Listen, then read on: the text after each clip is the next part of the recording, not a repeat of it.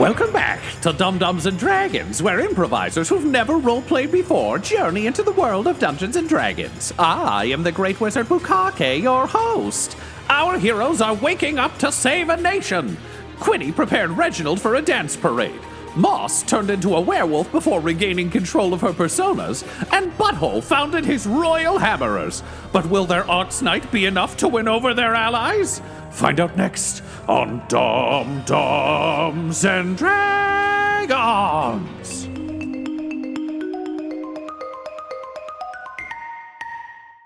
Juniper, having returned to your form after some time away, some time lurking and watching the various shenanigans of Moss and Grandpa Warwick and your werewolf persona that we all know and love.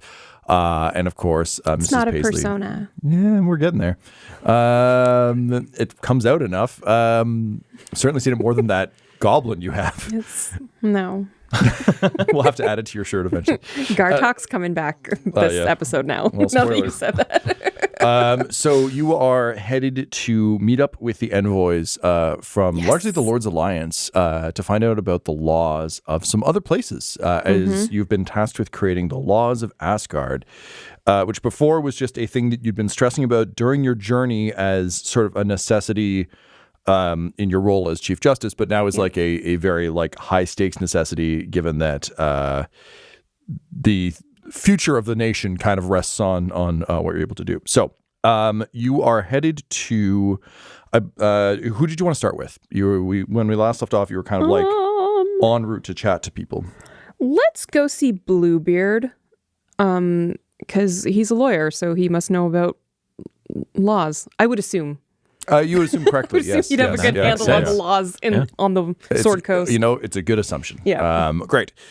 So the Lord's Alliance folk are in the Black Castle. They've taken up residence. Butthole, you'd kind of spread them out amongst the castle to make sure that there weren't any like diplomatic brouhahas from like accidentally putting two warring nations next door. You don't start a war through that weird hotel door just between rooms. That's the thing. You got to watch out for those.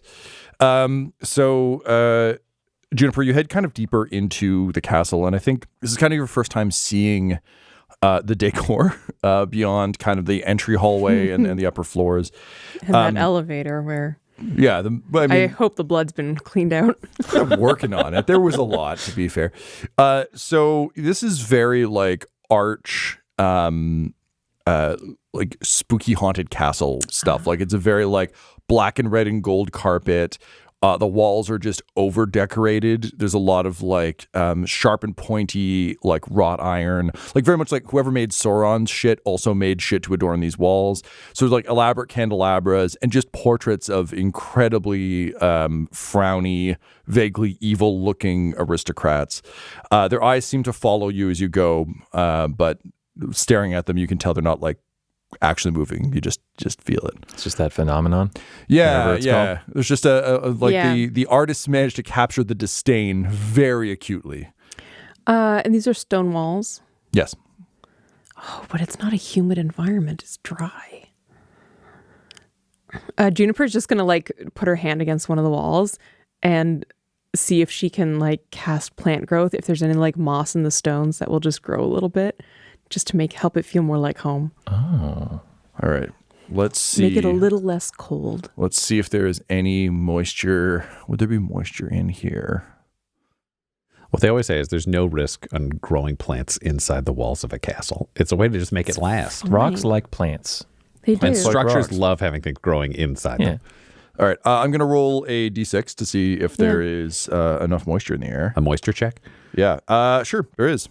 Yes. Turns out, the Lich Lords didn't want to be, they didn't like having dandruff, so they just kept it like just ever so nicely misted.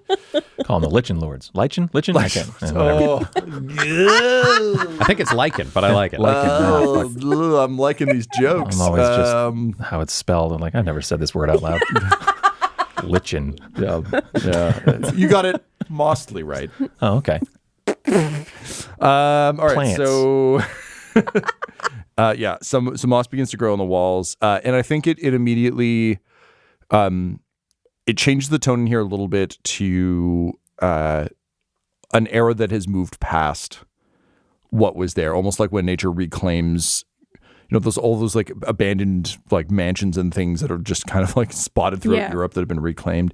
Just gives it a bit more of that vibe, or just any level in The Last of Us, just a little bit of that.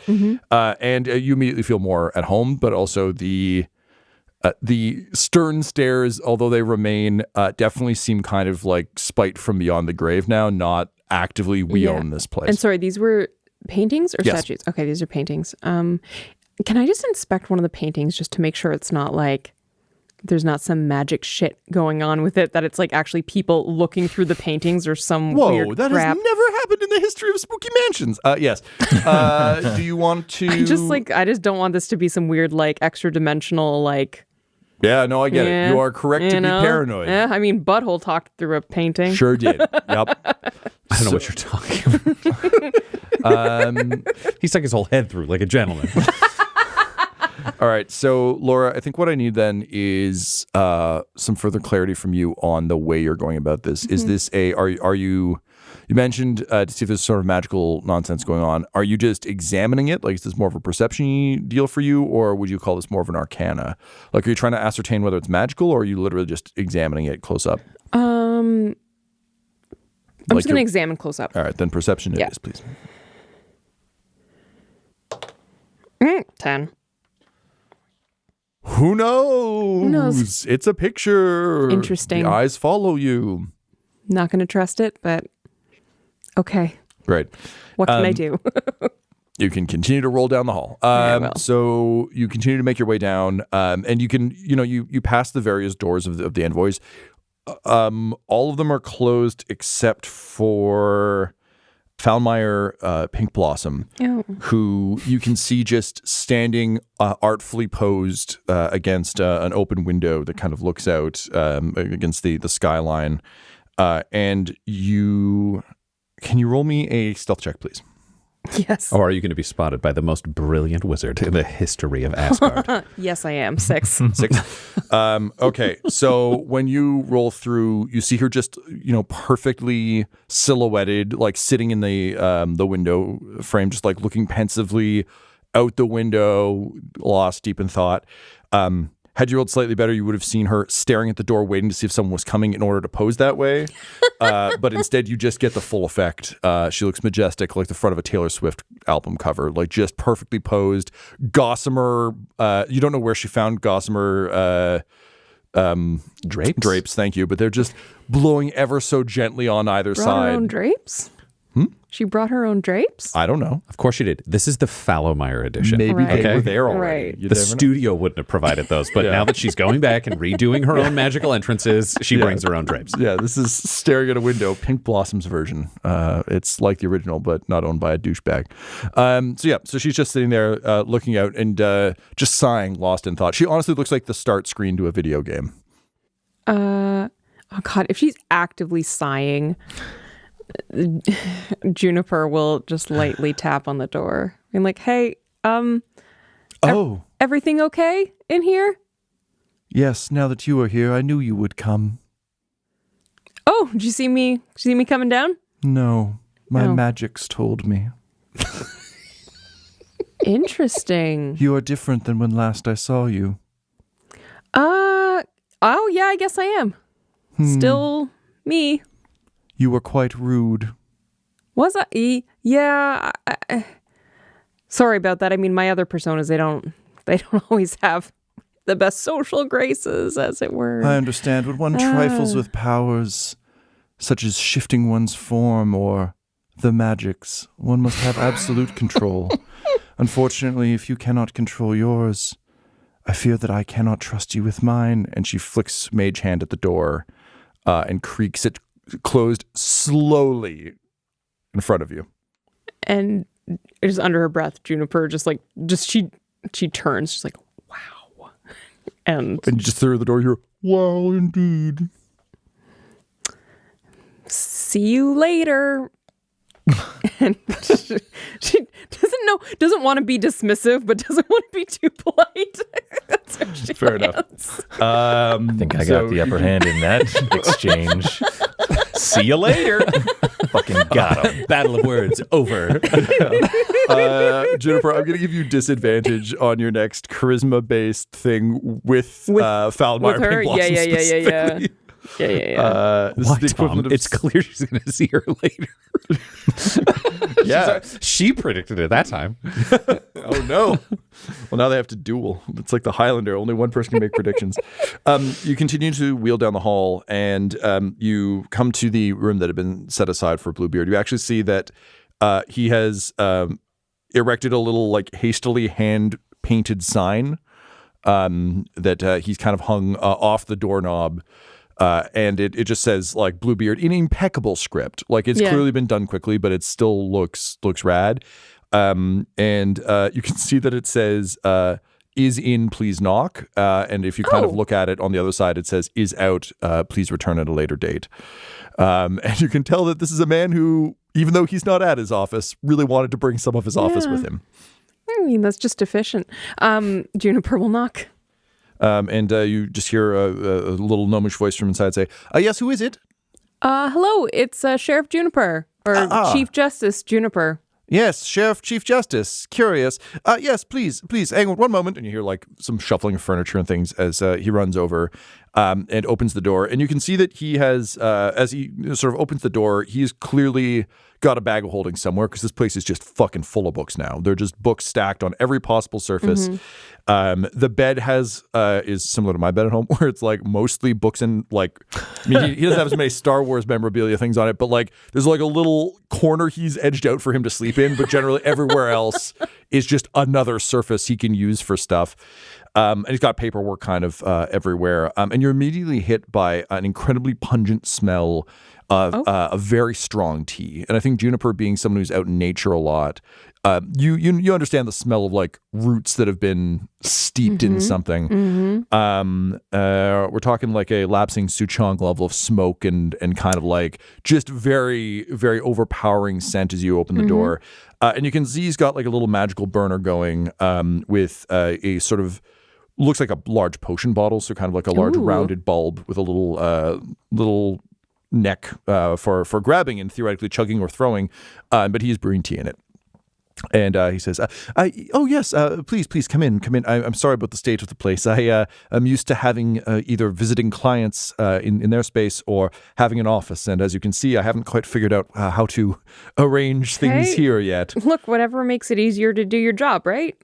Yes, quite. I mean, admittedly, I'm not here in an official capacity to practice law.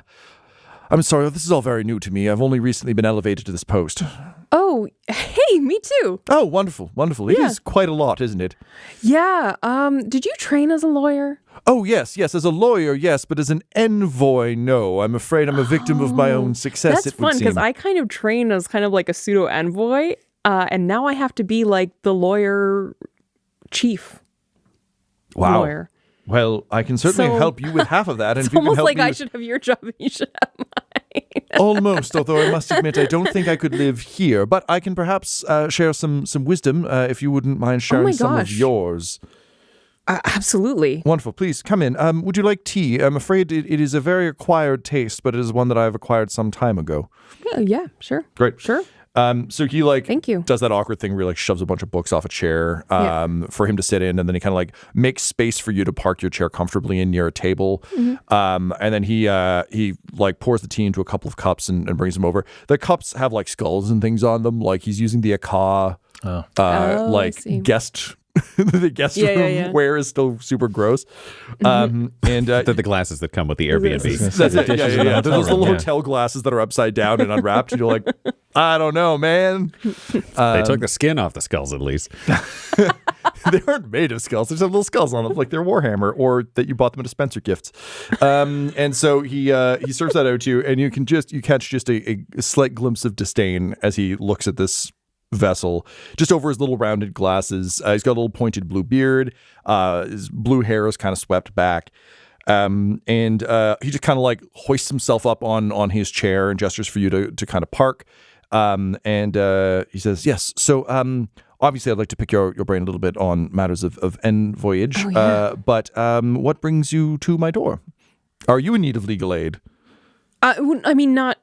No, like not. I don't need a lawyer for myself personally. Wonderful, No. because it is my legal constitutional need to inform you that I do not have a license to practice law here.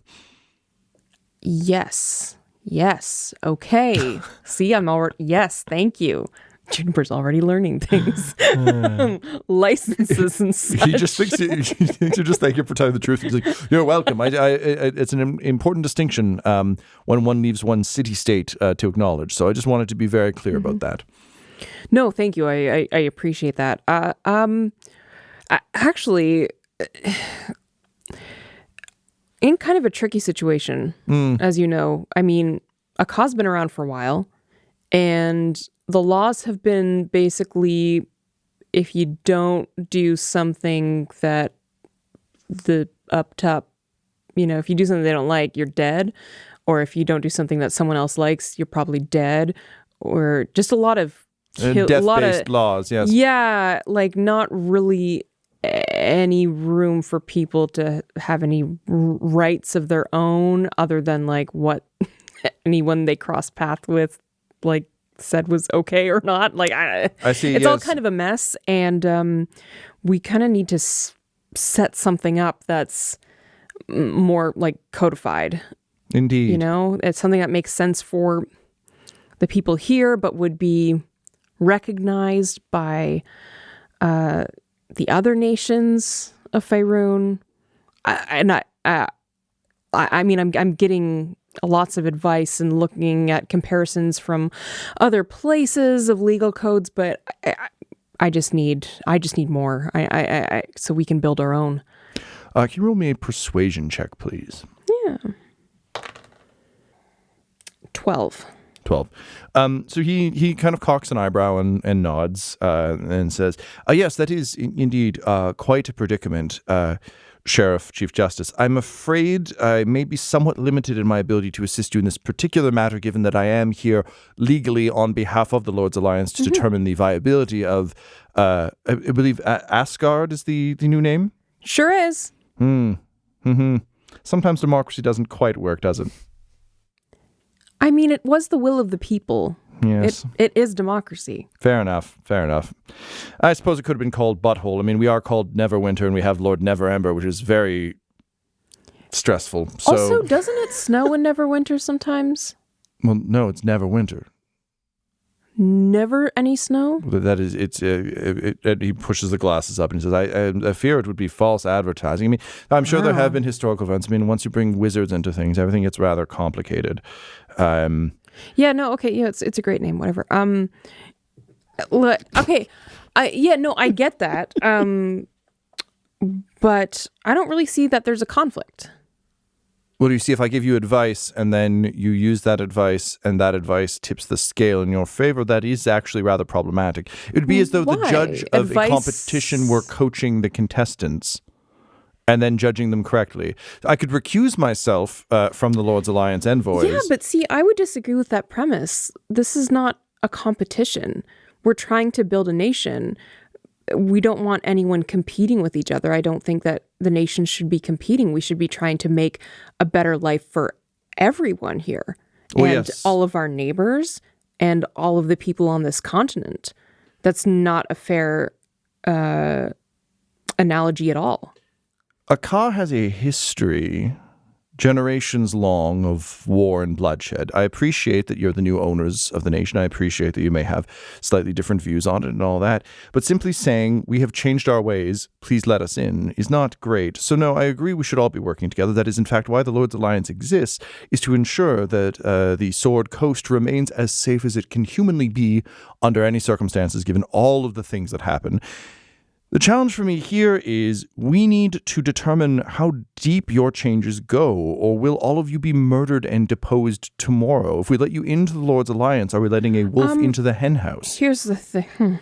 I'm not actually looking for you to... I'm not looking to sway your mind. I'm literally just... You're talking about judging us as we are. We are a rapidly evolving city-state, and we are in the middle of that. I'm just asking for some examples, even just like a rundown of the legal code That of I can Neverwinter. give you. I'm sorry. From what you said, I thought you wanted my assistance in crafting these things. If you simply want my advice, I can provide that to you. Or, That would be, just examples, I mean. Not just advice. examples? That would be Certainly. great. Yes. And you Look, must if forgive you me. want to help, that'd be great. But obviously, Cannot. I've established that legally. Also, you still rolled don't low. understand it, but Well, okay. you get what a 12 gets you. But also, I do hope you appreciate the somewhat challenging position I am in, having prosecuted your king really not that long ago. It's almost like you shouldn't be making this decision. I have repeatedly brought this up, but it would seem desperate times, desperate measures, etc., etc. Interesting. I guess exceptions are being made all over the place. Well, yes, when you're part of an alliance, that happens. Which you may not discover if this particular snark continues. I am very busy. What are your questions? Do you just have like a rundown of your laws? A rundown of my laws. How long do you think it takes to become a lawyer? I don't know. Year?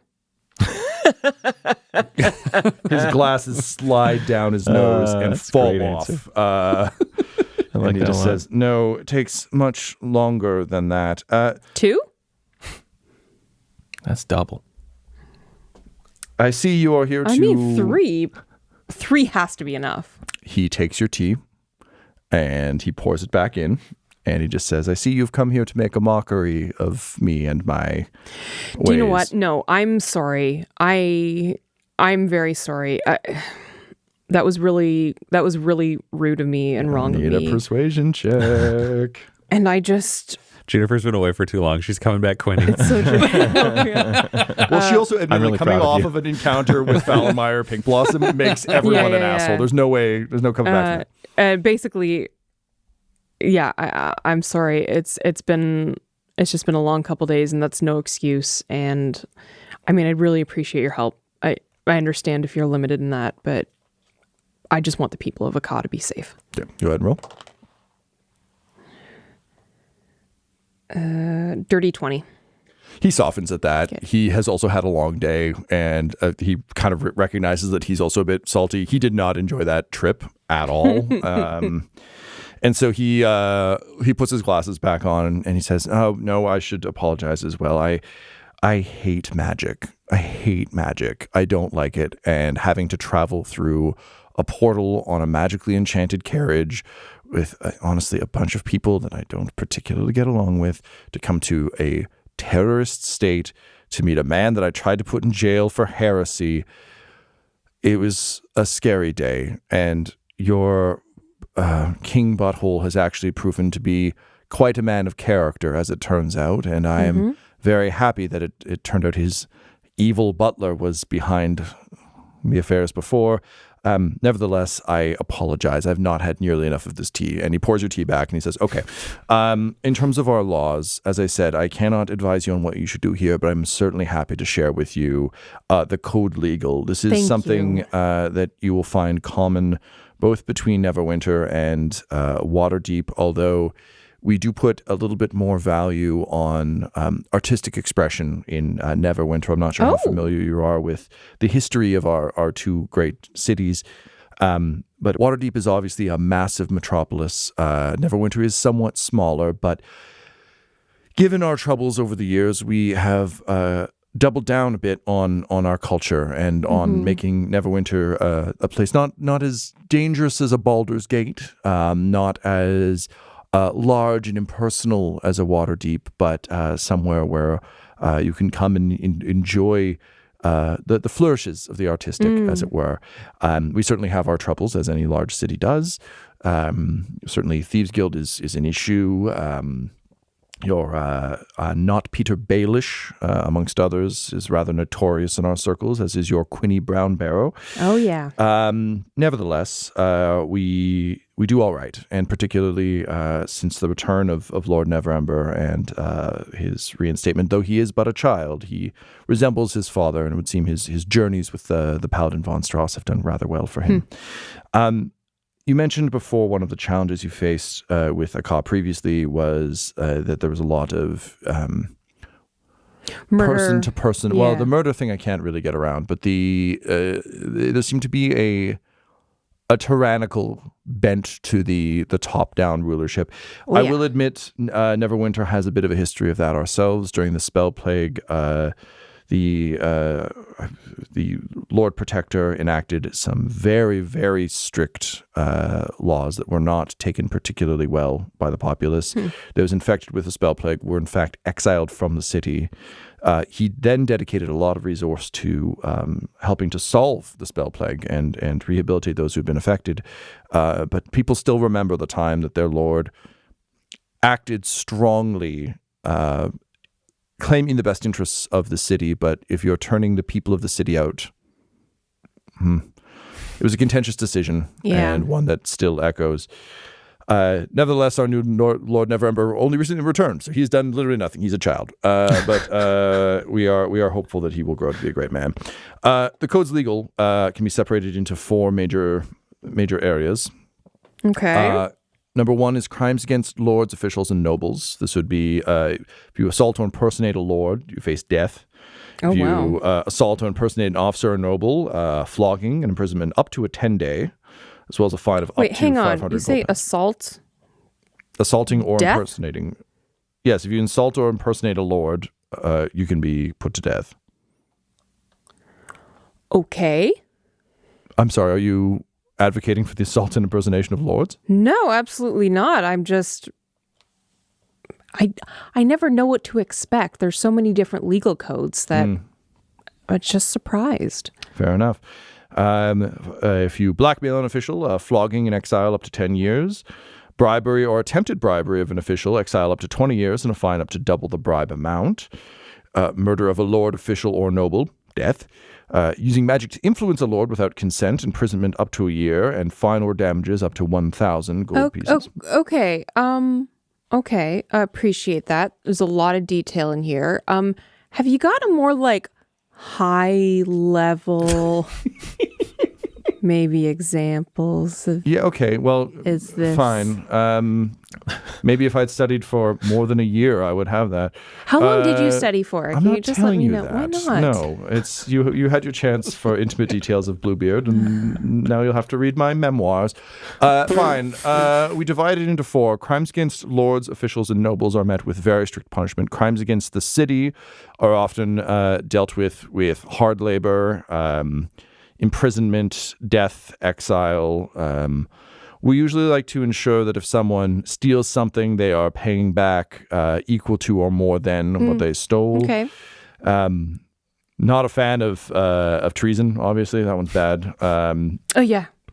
But given the quality of life in Neverwinter, exile is a rather large punishment, and we enforce it rather effectively. Number 3 is crimes against the gods. This is assaulting a priest or a worshiper. You can get imprisoned.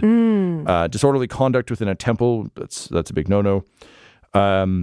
Public blasphemy against a god or church. That one's more of an edict. That's not really a... We don't really like... Like people can express themselves. Yes, and we can express back but very just not angrily. like hurt.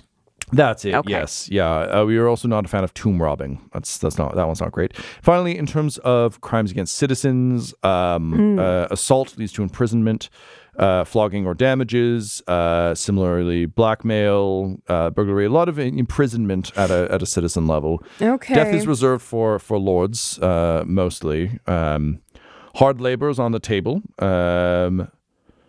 We have laws for murdering a citizen without justification as well as murdering a citizen with justification. You would think we wouldn't need that distinction, but given the amount of adventurers who come through town, every so often someone's like, surprise, that's a necromancer. And we're like, oh shit, well, it seems like you've got a pretty good case, but you did murder that person. This was, in fact, key in the trial of one Mr. Farch. Have you as ever we did gotten it try wrong? to determine. Well, yes, we did with your king.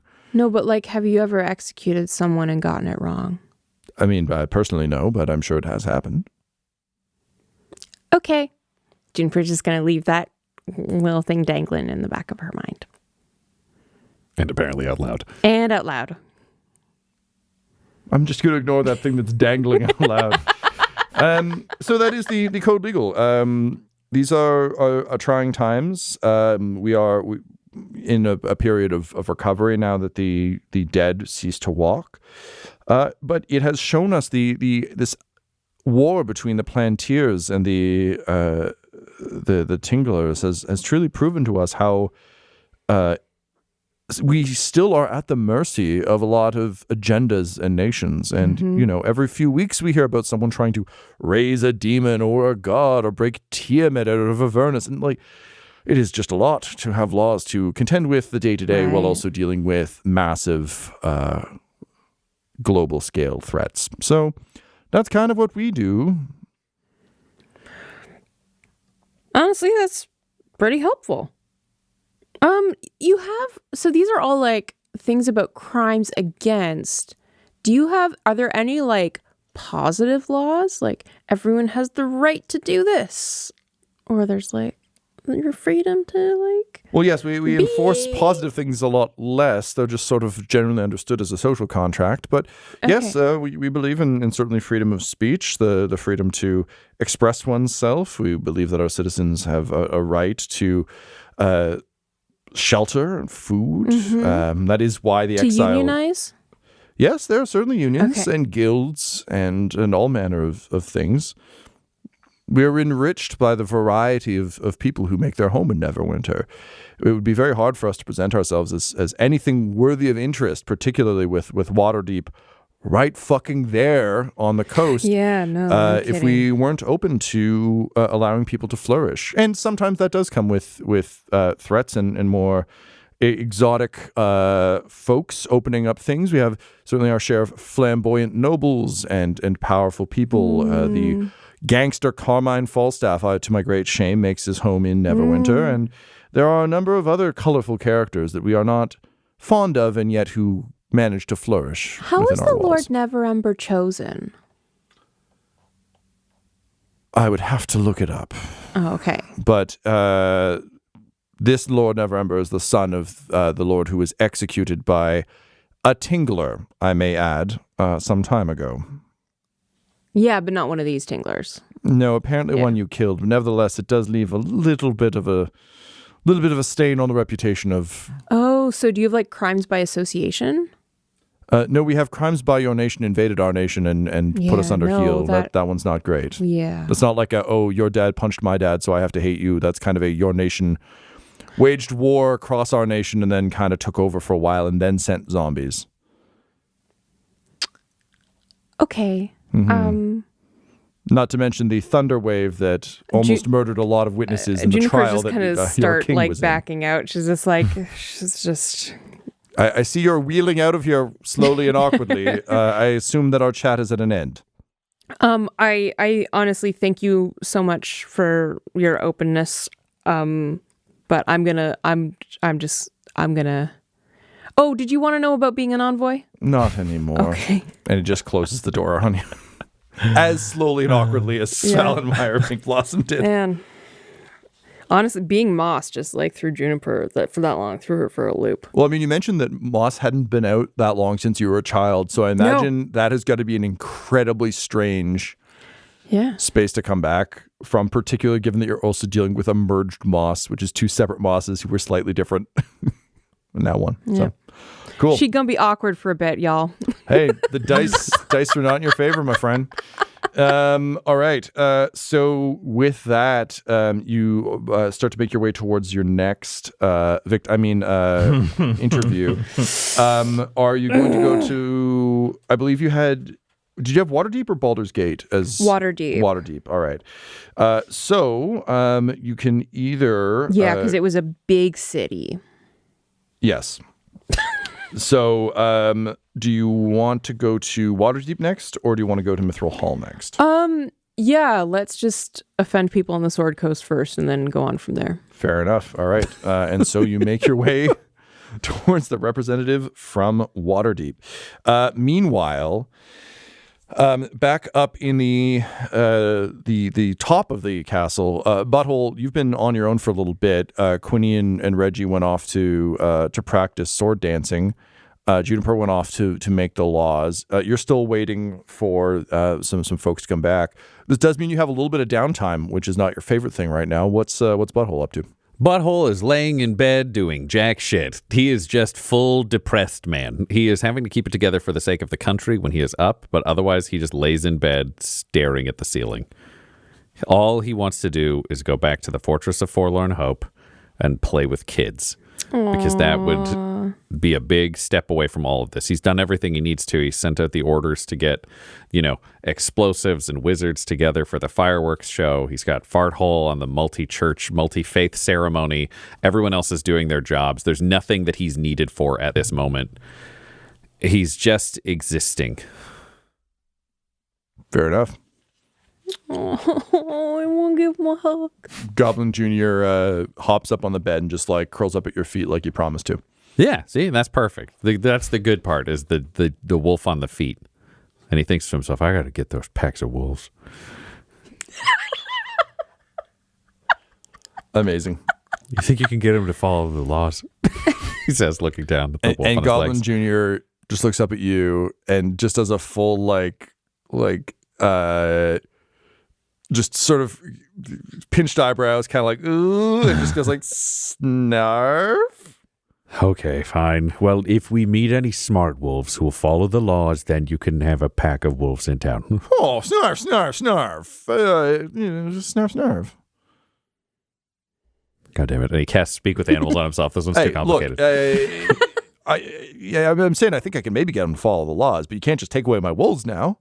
I'm not taking them away. I'm just saying we're going to look at the speed of entry. This is about how tricky it is for them to get visas. Okay, but when you say smart wolves, what's a smart wolf to you? I mean, obviously I'm a smart wolf. Yeah, I could do like parade tricks and things. You know how you aren't like out in the city like robbing or eating people? Yeah, I'm not Quinny and I'm not Reginald. I know. So we need to find wolves that are also not Quinny or Reginald. Oh shit, that's a good way to put it. Yeah, all right. All right. If you think they're cool and they're not going to be a Quinny or a Reginald, then they can come into town. We'll sort it out. There's I don't know if you've seen the grove over there, and he just points out the window at the grove that's forming. Paws up on the windowsill, like pokes the snoot over. Yeah, that seems like a good place for some friendly wolves. Yeah, I can't really see it because I'm a wolf, but I can kind of smell it, and it seems all right. It seems kind of fresh. Oh, that's good. That's where Juniper was living? Yeah, I think she made it. I'm not sure if she's living in it. She made it. Yeah. She probably wants to live in it and probably can't because, sheriff, she's got to let people have some space that's not cop space. Yeah, snarf, snarf. So you don't, do you want to do something or are you just good? You're just good having a lay down? Well, I mean, what do we do? Because right now the lay down seems pretty tempting because outside of this I just run a hell world and I have to convince everyone not to kill us. Butthole doing a settle. Yeah, no, I understand that. Look, I heard about this thing from some of the other dogs, and we've never really done it, but it sounds like maybe it could be all right. Do you know what a fetch is? Do you know what fetch is? Do you know how to make fetch happen?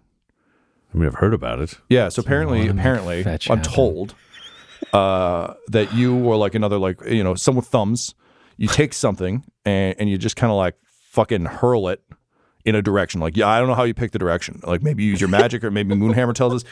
And then my job, or your job, I guess, we take turns, is to run after it as fast as we can or at whatever pace we want. If we find cool smells along the way, we get it. And then we pick it up. Yeah. Yeah. And then we bring it back to each other and we go, here you go. And what I'm told, and I don't really understand this, but rather than handing it to you, I'm just supposed to drop it at your feet and then just fucking aggressively ram it into your toes until you pick it up again. Oh. With my snoot. I just use my snoot and I just fucking hit that thing. And I guess that's part of the game. And I don't know what it's supposed to be in it for us, but it seems like something people do, and apparently it makes humans really happy, and it's supposed to make dogs and stuff really happy. Okay. Well, I mean, there's a lot of stairs in here. Do we have to go outside? I mean, we could go outside. We could play in one of the hallways, I guess. I'm not really sure. Admittedly, being raised in a goblin cave, I'm pretty good at the things that. Oh yeah, I was raised by murderers. Yeah, I know. It's a weirdly comparable. No, this is one of the reasons why we got along so well after we met. So yeah, thanks for forgiving me for those real early murders. That was pretty dark. You were just trying your best. You're just out there trying your best, and I would have maybe tried to fight you. So it's cool. We all learned. We just didn't know that friends were out there. Yeah, now more friends. Okay, so let's go outside. The hallways, there's too many envoys in here, and it gets weird. But there's a courtyard.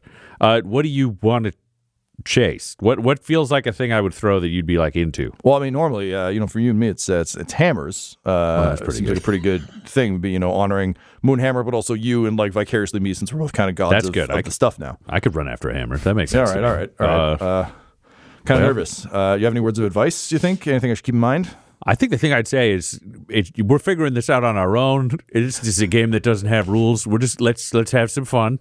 Yeah. And we'll figure out what works for us. Maybe other people have their games with their dogs. We got our own thing. We're a king and a wolf. It's innately going to be cooler, and we're just going to embrace that up front. Yeah. And let's go throw some hammers around. All right. Snarf, snarf. And he gears himself up to go and be distracted. And this is actually pretty good for him because this isn't a way to deal with any of his fucking issues, but it's a way to not be laying in bed staring at a ceiling. So yes, and I will say when they are playing fetch, they are alternating throwing it for each other. One to throw it, Wolf bring back. Wolf run, set it down somewhere. He sprints towards it, brings it back. They both have to nudge it. I think let me just check something. Oh, no, he figures out that he can nudge it with his foot. He doesn't have to do it with his head towards Goblin Jr. But Yeah, you do it with your fetch foot for happens. the first time, and Goblin Jr.'s like, oh, hey, yeah, look at that. Yeah. That's a good way to do it. Yeah, I'm feeling That's pretty smart. Yeah, That's good. We're mathing this out. This game makes sense. Yeah. All right, so you get 10 points. And as various people wander the halls and just see this happening, they all just leave it and let it ride. So you and Goblin Jr. play fetch for a bit. Which he also yells if anybody's going to touch any of the hammers. Leave it. There we go. Thank you. Official king business. Okay, I don't want to mess with your hammers. I'll just keep walking. Oh, you're cool, Patty. It's not you. You're not a Okay, problem. thanks. Have fun. All right. So you continue to play Hammer Fetch. The famous first game of Asgard is we're gonna call it Fetch Hammer. That's yeah. Look at that. Fetch and Hammer. now a religion has a game. Butthole says to himself. And Goblin Jr.'s like, and now a wolf and his dude have a game. It's both. Great. So the two of you play Fetch Hammer upstairs. Juniper, you are approaching the door of Nahiri Larkstep, the envoy from Waterdeep. Now, having just had two awkward encounters with envoys, what's going through Juniper's head? Juniper is going to immediately stop trying to be personable. And That'll solve the problem. no, and it's like, okay, that's just not working. The vibe is off for her right now. So why doesn't she approach this in an official capacity? She's Chief Justice. She's going to be very formal about it. Cool. And that's going to be fine. Awesome. All right. So you roll up to the door. There is no adornment on this one. Please don't make me RP this. Laura is naturally awkward. I'm just kidding. We can do it. Don't you dare let her off the hook. Don't ever let us play that card. I don't know what I'm going to do in this scene. Let's skip it.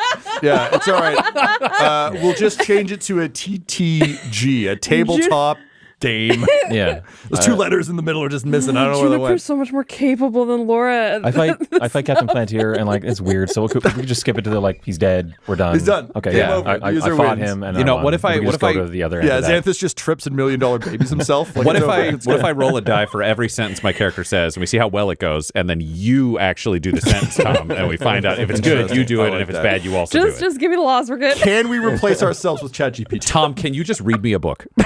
Yeah. It was the best of times. It was the bluest of times. You stupid monkey. So it's just me over here as the listener being I don't like this book. I'm gonna finish it. Yeah. It's about the principle of the thing. Juniper, you roll up, and there's no adornment on this one. There is, however, a small welcome mat that doesn't say anything. It's just literally a mat outside the door, and a pair of shoes. Okay. Juniper will knock first. And from inside, you just hear a voice say, "Yes, what is it?" Yes, hello, this is Chief Justice Juniper. I'd like to have a chat if you have a moment. Chief Justice Juniper. Was there not a Chief Justice Moss earlier? There are multiple of you? That is also me. I am a changeling. Oh, I see. Forgive me, that's terribly rude. I just wanted to make sure I knew Exactly who we're speaking to. Yes, very, very relevant course. question. Come in. Please do just give your wheels a wipe before you come in, if you wouldn't mind. Of course. And she will. She was going to anyways. yeah, she comes over and opens the door. And you're just hit by like a wave of incense. And you see that Nahiri's got the window open, and the definitely not gossamer drapes, just these like big, heavy, like red velvet nonsense drapes, have been yanked about as far to the sides as they can. And she's got incense sticks burning, and she you can see she has like a folding fan sitting on a chair by the window. She's clearly been trying to like fan the stale smell of these unused rooms out. And she stands before you. She's elegant in a workmanlike way, if that makes any sense. So very put together, but clearly just like basically dressed down. So dressed for travel. There's still some trappings of office, but ultimately this is someone who, like, if she had to go outside and do manual labor right now, she could absolutely, like, it's almost overalls. A little bit similar to what Pricketus wore, but like elevated. Cool. So she just kind of welcomes you in, picks up the fan, and just starts absently fanning the smell out the window as you wheel in. And she says, "You'll have to forgive me. I find the scent of a stale room very upsetting, and it has been completely interfering with my ability to focus. So I'm just trying to deal with that." Please close whatever. Fill it with whatever smells you want. Wonderful, thank you. I just need something that doesn't smell like a tomb. Please come in, Chief Justice. I'm glad you've made the time. What can I help you with? Yes, thank you. We weren't formally introduced. How may I address you? Of course. You may just refer to me by my name. You are Chief Justice of a nation. I'm merely an envoy. My name is Nahiri Larkstep. I am a... let's not kid ourselves, a mid-level bureaucrat in the machine that is Waterdeep. However, I am a cog that ensures that machine continues to work. So I take my job very seriously. Indeed. I am responsible for... secondary international communications, so we don't often deal with nations this far-flung, and when we do, well, that's my time to shine. I will admit I don't get out on these very often. I am rather excited to be here. However, I do find the company here somewhat trying. I don't know if you have spoken to Mr. Carlson, but some members, or Raish Gray, Lords help us. I believe that having a number of people in, as you say, like a middle management position meeting, trying to, let's say, throw their weight around, is not the most enjoyable atmosphere. Chief Justice, you have seen to the very core of it. There are a lot of not very important people attempting to be very important here, and it is tiresome. Well, I don't want to keep you, because... obviously, we're all tired. I'm just going to get straight to the point. Please. I am drafting laws for our new nation of Asgard. And I would be very grateful if you could give me a copy of the laws of Waterdeep that I may refer to when drafting our own. I see. Our laws are excellent. I can understand why you would want a parallel. I will admit, if we do see a one-to-one copy, that will not bode well in your favor. I may be a mid-level bureaucrat, but I am very, very good at paperwork. May I ask why that would be offensive? Well, I'm not sure, Chief Justice, where you went to school, but if one child were to copy another child's homework in its entirety and hand it in as their own, that would suggest that student didn't do any of the work in order to make that homework. They simply copied it. So if I see my code legal... makes just like a mental note about how like both Nahiri and like Bluebeard are both like using this weird like competition, like weird framework for talking like nations. Welcome to the Lords Alliance. It's just like, what the fuck is wrong with these people? I just want everyone to be better. And like everyone to be okay. Spoken like someone who is not a mid-level bureaucrat. So she says, but she doesn't say anything this time. Well, she's learning. Yeah, I'm almost tempted to make you roll a deception check to see if you manage that, but I think I'll let it slide. The look on my face comes across. Yeah, Juniper's poker face. But I think we have established Juniper has a better poker face than Moss. Yeah. Okay, so Nahiri kind of like waves a hand and just says, I don't mean any insult by this. I simply mean that it is important when one develops laws that one has an understanding of the law that one is implementing. So please don't copy these word for word, but yes. And she goes that and opens I understand. a well-worn briefcase, and she pulls out a scroll and hands it to you, and you see that it is almost exactly what Bluebeard described to you. Oh, okay. Yeah. Can you roll me an insight check, please? Sure. 22. Her having an issue with someone copying someone's laws almost word for word rings a little bit truer now, because it would seem that the little city stole the big city's laws. As Juniper's glancing over it, she just looks up at her and says, "Ah," and then keeps reading. And I'm gonna roll for Nahiri Larkstep here. Oh, nat 20. She gets what you mean and says, and then just mimes stroking a beard. And then chuckles to herself and you, and fans more vigorously. And says, do you have any questions about the code legal? Is there laws, punishments, blah, blah, all that outlined in it? Yep. It's exactly what I read you before. It's crimes against nobles, officials, crimes against the city, crimes against the gods, crimes against citizens. Then no. Excellent. No, thank you. This is incredibly helpful. You're welcome. If I can offer one piece of advice. Please. In a city as large as Waterdeep, it is necessary to have very clear and very harsh laws in order to keep things on track. Your nation is much smaller, although it is also a nation, so it is worth considering what will work best here as opposed to what will work best there. It would seem that you may have the benefit of scale in this case, in that your nation is somewhat smaller. You may be able to affect change in a more personal way than, say, Waterdeep, where things are very well established. If we don't keep a firm handle on the law, things get very bad very quickly. Neverwinter would never admit this, but Neverember has had to resort to edicts several times in order to keep control there as well. So use these as a guide, if you will, but consider what is best for your nation, not necessarily what is best for others, because the challenges that face you out here in the desert will be somewhat different from those on the Sword Coast. Nevertheless, it seems like you have a good head on your shoulders, and I look forward to seeing what you do come up with. Thank you. Thank you. I very much appreciate your time. And Juniper reaches out her hand to shake. And Nahiri looks at it a little confused and goes, "Oh, yes, of course," and then shakes your hand. And just kind of nods to you and goes back to fanning the window. Cool. See you later. What? Yes. Okay. But friendly. Another one bites the dust. Got him with the same. I think we got a new catchphrase. Yeah, I know what shirt we're gonna get Laura for the next recording.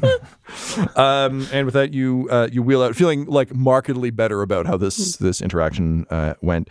I will say that it's not to say that Neverwinter and Waterdeep don't have additional laws. Just the code legal is the baseline, it's on a tablet. This is the cornerstone of law and order. But that is what you're getting. So having spoken to the two of them, your final port of call is Praekidius Ricarlson of Mithril Hall, who you can hear banging around in his room just down the hall. So with one failure and one success under your belt, you begin to wheel down the hall towards where you think you can hear a raucous song being sung.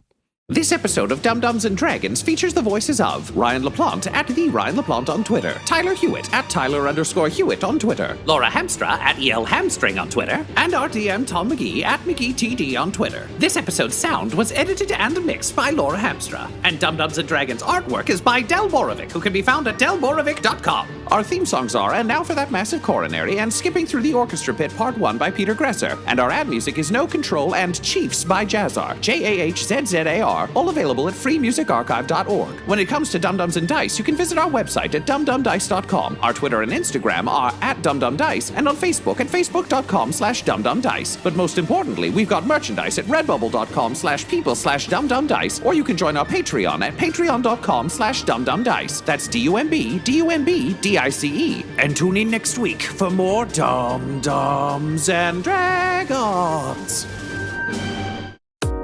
Dum-Dums and Dice has to give a special thank you to the supreme beings of our Patreon at this time. Christopher Little, Sue One, George Dolby, Richard Cranium, Gavin and Abby McDonald, Logan, Fire Unfriendly, Grandma Likes D&D, Alan, Stabby Stranger, Glitch Trick, Flynn1138, Alarain Okapi, Schrodinger's Pepper, Guy Edwards, Madre de Gatos, Lady Maiden, Nithrian, Garbo Ape, Locke, Sam Schaefer, Waffle Marine, Dagger Rain, Rob L, Dia De Los Hoodless, Dio Vassis, Loki Burrito, Squishy Werewolf, Remy, Funky Head, Nomad, the Wise Paladin of the Badlands, Accent Therapeutic Services in Florence, Kentucky, Lael, Shulzari, and Jill and Noel LaPlante. If you want your name to be added to this list, you can join our Patreon too at patreon.com/dumdumdice.